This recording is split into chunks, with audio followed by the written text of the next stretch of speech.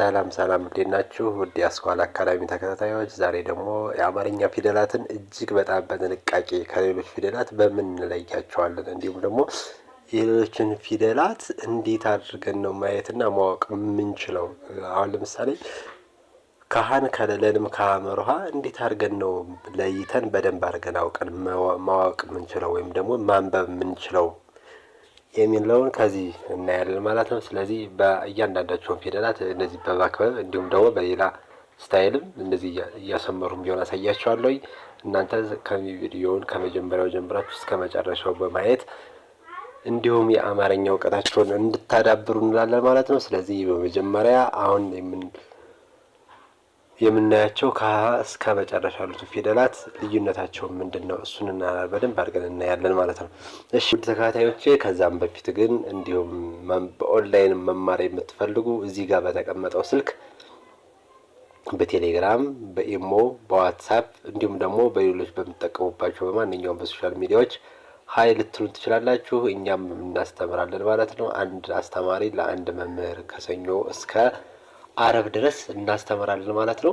ስለዚህ እዚህ ጋር በተቀመጠው ስልክ እናንተም ሀይ ልትሉን ትችላላችሁ። መማር የምትፈልጉ እንዲሁም ሀይ ልትሉን ትችላላችሁ። የምናስተምራቸው ትምህርት አማርኛ፣ እንግሊዝኛ፣ ሂሳብ እና እንዲሁም ሌሎችን መማር የምትፈልጓቸው ማንኛውም ትምህርቶች ለማስተማር እኛ ዝግጁ ነን ማለት ነው። ስለዚህ ከመጀመሪያው ጀምራችሁ ተከታተሉን።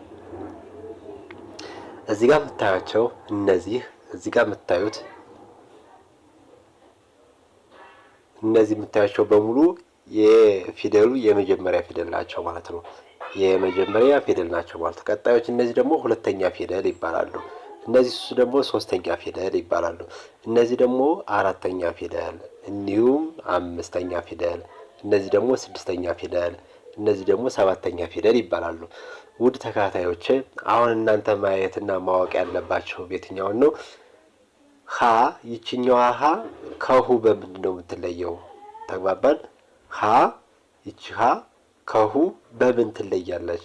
የምትለየው በምን ነው የሚለውን እጅግ አድርጋችሁ በደንብ አስተውላችሁ ታዩልኛላችሁ ማለት ነው። ምክንያቱም እነዚህን ካየን ነው ሌሎችንም በቀጠል ብንችለው። አሁን ለምሳሌ ሀ ከሁ በምን ትለያለች የሚለውን ካላወቅን ወደ ሂ መሄድ አንችልም ማለት ነው። ወደ ሂ መሄድ አንችልም። ወደ ሂ ለመሄድ መጀመሪያ ማንን ማወቅ አለብን? ሀንና ሁን ማወቅ አለብን ማለት ነው። ሀንና ሁን ካወቅን በኋላ ነው ወደ ሂም እንዲሁም ወደ ሀም ልንሄድ የምንችለው ማለት ነው። ስለዚህ እዚህ ጋር የምታያቸው በሙሉ የመጀመሪያ ፊደል እንዳለ ሆኖ ከመጀመሪያ ፊደል ሁለተኛ ፊደሎቹ ከመጀመሪያ ፊደል ቅጥያቸው በየት ነው በምን ይለያሉ የሚለውን በደንብ አድርገን እናያለን ማለት ነው። አሁን ለምሳሌ እዚህ ጋር ለምሳሌ በደንብ አድርገን ስናይ ሁለተኛ ፊደል በሙሉ በስተቀኝ በኩል ቅጥያ አላቸው። ከመሃላቸው ላይ ከወገባቸው ላይ ሁሉም ፊደላት በሚባል ደረጃ ቅጥያ አላቸው። ለምሳሌ እዚህ ጋር እናያለን። ይኸው የምታያቸው ሁሉም ፊደላት ቅጥያ አላቸው። ሁሉም ፊደላት ቅጥያ አላቸው። በዚህ ልክ አይተን እንለያቸዋለን ማለት ነው። ይኸው የምታዩት ነው። ሁሉም ፊደላት ምን አላቸው? ቅጥያ አላቸው ማለት ነው። ከዛ ሁለተኛ ፊደላትን ይሄ እንደዚህ ካየን፣ ሶስተኛ ፊደላት ደግሞ በስተቀኝ በኩል እግራቸው ላይ ምናቸው ላይ ነው? እግራቸው ላይ ምን አላቸው ማለት ነው? ቅጥያ አላቸው ማለት ነው።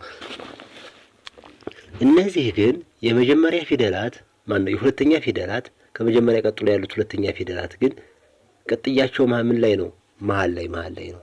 መሀል ላይ ወገባቸው ላይ ማለት ነው። ሶስተኛ ፊደላት ደግሞ ቅጥያ ያላቸው ታች መጨረሻ እግራቸው ላይ ነው። እግራቸው ላይ ቅጥያ ያላቸው በሙሉ ማለት ነው። በሙሉ እግራቸው ላይ ምን አላቸው ማለት ነው? ቅጥያ አላቸው ማለት ነው። ከዛ ማን ይቀራል? ሶስተኛ ፊደል ደግሞ ወይ ቅጥያቸው ይጠፋል ወይም ደግሞ በስተግራ በኩል ያለው እግራቸው ያጥራል። እንደዛ ናቸው። ይሄ ልዩነታቸው ነው። ታያቸዋላችሁ። በብዛት በስተግራ በኩል ያለው እግራቸው ያጥራል ወይም ደግሞ በስተግራ በኩል ቅጥያቸው ይመጣል። በብዛት ሁሉም በማይባል ደረጃ በብዛት በስተ ግራ በኩል ያለው እግራቸው ያጥራል። እንዲሁም ደግሞ ቅጥያቸውም ወደ ኋላ የሚመጣበት አለ ማለት ነው፣ ወደ ግራ። አምስተኛ ፊደል ግን ልዩ የሚያደርገው በሙሉ ቀለበት አላቸው። ከእግር እግራቸው ላይ ሁሉም ቀለበት አላቸው። እነዚህ ፊደላት ስንተኛ ፊደል ናቸው? አምስተኛ ፊደል ናቸው ማለት ነው። አምስተኛ ፊደል በሁሉም በሚባል ደረጃ ምን አላቸው? ቀለበት ቀለበት ቀለበት ቀለበት አላቸው ማለት ነው። ሁሉም ቀለበት ቀለበት አላቸው። ይኸው የምታዩት ነው ማለት ነው። ሁሉም ቀለበት ቀለበት አላቸው። በጣም አወዛጋቢ ፊደል አለ። አወዛጋቢ ፊደል ስድስተኛና ሰባተኛ ፊደል። ስድስተኛና ሰባተኛ ፊደል ይሄ ነው ብለን ምን ማስረዳት የማይቻለው ግን በጣም አወዛጋቢ ናቸው። በብዛት በጣም አወዛጋቢ ናቸውና ስድስተኛና ሰባተኛ ፊደል እንግዲህ በምናስጠናበት አግባብ እንይዛለን ማለት ነው። እሺ አሁን ለምሳሌ እዚህ ጋር አሁን የምናነብ ወደ ቁልቁል ወደታች ነው። ስለዚህ አሁን ለምሳሌ እዚህ ጋር ማን አለ? ሀ ለ ሀ መ ሰ። አሁን እዚህ ጋር ስናነባቸው እነዚህ ምንድን ነው ቅርጻቸው የተለያየ ነው ግን ቅጥያ የላቸውም። ከዛ እነዚህ ወደ ሁለተኛ ፊደላቸው እስኪ እንግባ። አሁን ለምሳሌ እነዚህ ወደ ሁለተኛ ፊደላቸው ስንገባ ማን አለ? ሁ ሉ። ይኸው የምታያት እቺ ሉ ነች። ሉ mu su mu su። እሺ ከዚህ ጋር አንድ ማየት ያለብን ነገር አለ። ሀም ለም ሐመርሃም መም ሰም እነዚህ ፊደላት በሙሉ ምንድን ናቸው? የመጀመሪያ ፊደል ናቸው። ሁሉም በሚባል ደረጃ እነዚህ የመጀመሪያ ፊደል ናቸው። እነዚህ የመጀመሪያ ፊደል ደግሞ ስታዳምጡኝ ይገባል በደንብ። እነዚህ የመጀመሪያ ፊደል ደግሞ ቅጥል ምናምን የላቸውም። ሁለተኛ ፊደል አሉ እነዚህ ማለት ነው። እነዚህ ሁለተኛ ፊደሎች ደግሞ ሁለተኛ ፊደሎች ሁ ምን አይነት ቅጥል አላት? ከመጀመሪያዋ ይኸው ወገቧ ላይ ቅጥል አላት ማለት ነው። ከሀ ወገቧ ላይ ቅጥል ተደረገባት ማን ለመሆን? ሁ ለመሆን። ሉሳ ምን አይነት ቅጥል አላት? ከወገቧ ላይ ምን አላት? ቅጥል አላት ማን ለመሆን? ሉ ለመሆን። ሁን መመልከቷት። ሁም እንደዚሁ ቅጥል አላት ወገቧ ላይ። ሙም መመልከቷት። ሙም በስተቀኝ በኩል ሁሉ ቅጥል አላት። ሱም መመልከቷት በስተቀኝ በኩል ቅጥል አላት። ስለዚህ እነዚህ ሁሉም በሚባሉ ደረጃ ምንድን አላቸው? ቅጥል አላቸው በስተየት በኩል? በስተቀኝ በኩል። ስለዚህ እቺ ማነች ማለት ነው? ሁ ሉ ሙ ይቅርታ ሁ ሉ ሁ ሙ ሱ እነዚህ ይመስላሉ ማለት ነው። ከዚያ በመቀጠል ስንተኛ ፊደል አለ? ሶስተኛ ፊደል አለ። ሶስተኛ ፊደል ደግሞ ምን ይመስላል? አሁን ሶስተኛ ፊደል ላይ አሁን እነዚህ ከሌሎች ፊደሎች በምን ይለያሉ? አሁን የመጀመሪያ ፊደል ምን ነው? ቅጥልነቱ የት ላይ ነው ብያቸዋለሁ? ወገቡ ላይ ነው ብያቸዋለሁ። እሺ ይሄኛው ፊደል ደግሞ ቅጥሉ ታች እግሩ ላይ ነው። እሱ ስንተኛው ፊደል ነው? ሶስተኛ ፊደል። ሶስተኛ ፊደል ቅጥሉ በብዛት ምን ላይ ነው ያለው ማለት ነው? መጨረሻ ላይ ነው ማለት ነው። መጨረሻ ላይ እግሩ ላይ ነው ማለት ነው። ለምሳሌ እኔ ሂ የምታዩት ቅጥሏ እዚህ መጨረሻ ላይ ነው ማለት ነው። መጨረሻ ላይ ነው ማለት ነው። እሺ ሊ እንግዲህ ሊ የምታዩት ቅጥሏ እዚህ ታች ላይ ነው። ታያችኋል እዚህ ጋር መጨረሻ ላይ ነው። እዚች ላይ መጨረሻ ላይ ነው ማለት ነው። እሺ ከዛ በመቀጠል ማን አለ? ሂ አለች። ሂም ቅጥሏ ምን ላይ ነው? በቀኝ በኩል ካለ እግሯ ላይ ታች ላይ ታያታላችሁ። ታች ላይ ነው ምኗ? ቅጥሏ ማለት ነው። እሺ ስለዚህ ቀጥለን ማን እናያለን? ሚን እናያለን። ሚ ደግሞ ቅጥሏ ምን ላይ ነው ያለ? ያው ታች ላይ ነው እግሯ ላይ ቀጥላለ። ሲም እንዲሁ ይኸው የምታዩት ናት። ሲም እንደዚሁ ታች መጨረሻ እግሯ ላይ ነው ቀጥላ ያለ ማለት ነው። ስለዚህ እዚህ ጋር ይሄን በደንብ አድርገን ማስተዋል ይጠበቅብናል ማለት ነው። ከዛ በመቀጠል ማን አለ ካላችሁኝ? ሀ አለ። ሀ የስንተኛ ፊደል ነው? አራተኛ ፊደል።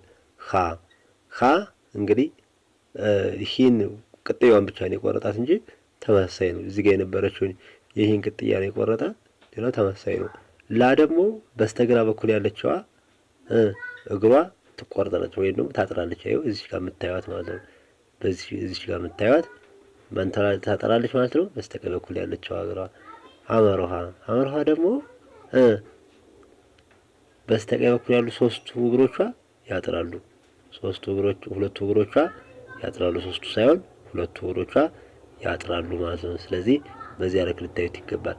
ከዛ በመቀጠል ማ አለች። ማ ደግሞ ምን አይነት ቅርጽ አላት? ከሚ ጋር በምንድን ነው የምትለያየው?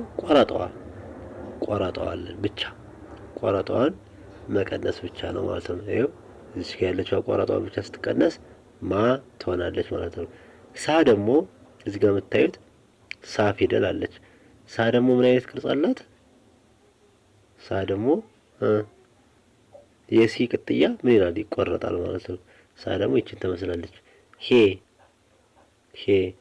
ሄ ደግሞ ያው ቀለበት ነው። አምስተኛ ፊደል በብዛት ምን ብያቸዋለሁ? ቀለበት ነው ያለው ማለት ነው። ቀለበት ነው ያለው ማለት ነው። ስለዚህ ሄ ይሄንን ይመስላል ማለት ነው። ሄ ይኸው ቀለበቷ ይችላል። ሄ ይችላል ማለት ነው። ሌ ደግሞ አሁንም ሌ ይችላል። ቀለበቷ ደግሞ አሁን ታች ላይ አለ ማለት ነው። እሺ ከዛ በመቀጠል ቀለበቷ ማናለች? ሄ ደግሞ በስተቀኝ በኩል ያለችው አንደኛው እግሯ ላይ ቀለበት ይደረግባታል ማለት ነው። ሜ ደግሞ በስተቀኝ በኩል ያለችው ትልቋ እግሯ ላይ ቀለበት ይደረጋል ማለት ነው። ሴም እንደዚሁ ማለት ነው። ህ የምታዩት ነው። በስተግራ በኩል ያለው እግሩ ነው የሚሸላፈደው። ል ደግሞ በስተግራ በኩል ያለው እግሩ ምን ይሆናል? ቀለበት ይሰራበታል ማለት ነው። ህ ደግሞ መጨረሻ አናቷ ላይ የተጣመመች ነገር አለቻት ማለት ነው። እሺ ም ደግሞ እንደመሆና አንድ እግሯ አስረዝማ ጎንበስ ትላለች። ልክ የጅብ አካድ ይኖራታል ማለት ነው። ከዛ በመቀጠል ስ አለች። ስ ደግሞ ያው በስተግራ በኩል ያለው አንደኛው እግሯ ረዘም ይላል እንደምታዩት እቺ ስናት ማለት ነው። ከዛ በመቀጠል ሆ ያው የምታዩት ነው። ሆ በስተቀኝ በኩል ያለው እግሯ አናቱ ላይ ምን ይደረጋል? ቀለበት ይደረግበታል ማለት ነው። ሎ ደግሞ እንግዲህ ሉ ልክ እንደ ሉ ሆኖ ምን ይደረግበታል ማለት ነው? ቀለበት ይደረግበታል ማለት ነው። ሆ ደግሞ የመጨረሻው ሶስቱ እግሮቹ ያጥራሉ። ሞ ደግሞ የመጀመሪያው አንደኛው እግሩ ቀጥ ብሎ ወርታች ይረዝማል። ይሄው የምታዩት ነው። ቀጥ ብሎ ወርታች ይረዝማል። ሶ ደግሞ እንግዲህ እነዚህ ሶስቱ በአንድ እንጨት ላይ የተሰኩት ማለት ነው። በአንድ እንጨት ላይ የተሰኩ ነው የሚመስሉት፣ ወይም ደግሞ የድሮ ማበጠሪያ ነው የሚመስሉት ማለት ነው። እሺ ከዛ በመቀጠል ሌላ ማን አለ? ራ ይሄው የምታዩት እንደዚህ ከራ እስከ በ ድረስ ያሉት ፊደላት የመጀመሪያ ፊደል ይባላሉ ማለት ነው። ቅድም እንዳሳየዋችሁ። ከዛ ከመጀመሪያ ፊደል ቀጥሎ ምን አለ? ሁለተኛ ፊደልም አለ። ይሄው እዚህ ጋር የምታዩት ነው። ከዛ ሶስተኛ ፊደል አለ። አሁን ማየት ያለብን ምኑን ነው? ሁለተኛና ሶስተኛ ወይም አንደኛ አድርገን ማየቱ አይደለም። አሁን የምናየው ምንድነው? ቅርጾች እንዴት ነው የምንለያቸው ነው። ቅርጾችን እንዴት እንለያቸዋለን? እሺ አሁን ለምሳሌ እዚህ ጋር ማን አለ? ራ አለ። ራ ከሩ ጋር በምንድን ነው የሚለየው? ከሩ ጋር በምንድን ነው የሚለየው ካልነ በምን ነው የሚለየው? መቀመጫ ወንበር አለው ማለት ነው። ማን? ረ መቀመጫ ወንበር አለው። ታያችኋል አይደለ? መቀመጫ ወንበሩ ታያችኋል አይደለ? መቀመጫ ወንበር አለው። ማን ነው? ሩ ማለት ከረ የሚለይበት ረ መቀመጫ ወንበር አለው ማለት ነው። ስለዚህ ሩ ይሄንን ይመስላል ማለት ነው። ሁለተኛው ሰ ነው። ሰ እንግዲህ የምታዩት ነው የመጀመሪያው እዚህ ጋር ነው። ከዛ በመቀጠል ማን አለ? ሱ እንዴት ነው ሊሆን የሚችለው? እንዴት ነው ሊሆን የሚችለው ማለት ሱ ከሰ በምን ተለየ? በቅጥሏ በዚህ በቅጥሏ ተለያየ ማለት ነው። እሺ እዚህ ጋር የምናየት ማነች ማለት ነው? ሹ ደግሞ የሆኑ ቀጣዩ የሹ ቀጣዩ የት ነው ማለት ነው? ወደ በቀኝ በኩል ትገኛለች ማለት በቀኝ በኩል መሀል ላይ ትገኛለች ማለት ነው። ከዛ ከሹን ካየን በኋላ ቀጣይ ማን አለ? ቁ አለች። ቀይች ናት። ከዛ ቁ ደግሞ ነው ቅጥያዋ በየት ነው ማለት ነው? በስተ ቀኝ በኩል ስር ላይ ታች ላይ ወይም ደግሞ ከመጨረሻ ከእግሯ ትንሽ ከፍ ብሎ መቆሚያዋ ሳይሆን ትንሽ ከፍ ብሎ ማለት ነው። ቡ እንዲሁም መሀል ላይ ነው ያለች ማለት ነው። ከዛ በመቀጠል ይሄንን ካየን በኋላ ሁለተኛ ፊደልን ካየን በኋላ ማን እናያለን? ሶስተኛ ፊደልን እናያለን። ሶስተኛ ፊደል ምን አይነት ቅርጽ አለው? አሁን ሶስተኛ ፊደል ከሁለተኛ ፊደል ጋር በምን ይለያል? ከመጀመሪያው ፊደል ጋርስ በምን ይለያል? እሱን በደንብ እናያለን ማለት ነው። ስለዚህ ሶስተኛ ፊደል ሪ የምታዩት ናት። መቀመጫው ላይ የሚታጠፈው መቀመጫዋ እጥፍ ይላል ማለት ነው። ሲ ደግሞ እግሯ ይሄው የምታዩት እዚህ ጋር እግሯ ትታጠፋለች ማለት ነው። ወደ የት ሄዳል? ወደ ቀኝ የሚሄድ ምን አለው? ቅጥል አለው ማለት ነው። ሺም እንዲሁ ልክ እንደ ሲ ታች አንደኛው እግሯ ላይ በስተቀኝ በኩል ካለው እግሯ ላይ ወደ ቀኝ የሚሄድ ሌላ ቅጥል አለው ማለት ነው። ከዛ እቺ ማነች? ቂ ናት። ቂም እንደዚሁ እግሯ ወዴት ነው? ወደ ግራ ማለት ነው። በብዛት እግራቸው ወዴት ነው የሚሄደው? ወደ ቀኝ ማለት ነው። ስንተኛ ፊደላት? ሶስተኛ ፊደላት። አራተኛ ፊደል ደግሞ አሁን ሶስተኛ ፊደል ማን አለ? ቢ አለ። ቢ አሁንም እግሯ ወዴት ነው? ወደ ቀኝ ይሄዳል ማለት ነው። ከዛ ማን አለ? ከዚህ ቀጥለን ማንን እናያለን? ስንተኛ ፊደል እናያለን ማለት ነው? አራተኛ ፊደል እናያለን። ሶስተኛ ፊደል አይተናል። አሁን ደግሞ አራተኛ ፊደል እናያለን ማለት ነው። አራተኛ ፊደል ምን አይነት ፊደል ነው ማለት በእንዴት ቅርጻቸው እንዴት ያለ ነው? እሱን እናያለን ማለት ነው። ራ እንግዲህ እንደምታዩት እንደ ሪ ሆና ቅጥል ተደረገባት ማለት ነው። ሳ ደግሞ በስተ ግራ በኩል ያለችው እግሯ አጠረች ማለት ነው። ሻ እንዲሁም በስተየት በኩል ደግሞ በስተየት በኩል ያለችው እግሯ ያጠረች፣ በስተ ግራ በኩል ያለችው አንደኛው እግር አጠረች ማለት ነው። ቃ ደግሞ ጀረፋን ወዴት አዞረች? ወደ ቀኝ አዞረች ማለት ነው። ወደ ቀኝ ወይም ደግሞ የቂ ተቃራኒ ሆነች ማለት ነው። የቂ ተቃራኒ ሆነች። ቃ እግሯን ወደ ግራ ዞረች ማለት ነው። እግሯን ወደ ግራ ዞረች። ባ ደግሞ በስተግራ በኩል ያለችው አንዷ እግሯ ምን ትላለች? እጥር ትላለች ማለት ነው። የምታዩት ማለት እቺ ባ ናት ማለት ነው። ከዛ በመቀጠል ማን አለ? ሬ አለ። ሬ ምን አይነት ቅርጽ አላት? ይሄው የምታዩት ነው። ሬ ምን አይነት ቅርጽ አላት? ይቺ ትመስላለች ማለት ነው። ቀጥላ ሴ ደግሞ ቀለበት። ሬም ቀለበት ነው ያላት፣ ሴም ቀለበት ነው ያላት። አምስተኛ ፊደል በብዛት ምንድነው ያላችሁ? ቀለበት ነው ያላቸው ማለት ነው። ቀለበት ነው ያላቸው ማለት ነው። ስለዚህ ሼም አሁንም በስተቀኝ ያለችው እግሯ ላይ ቀለበት አላት። ሼ ይቺ ናት ማለት ነው።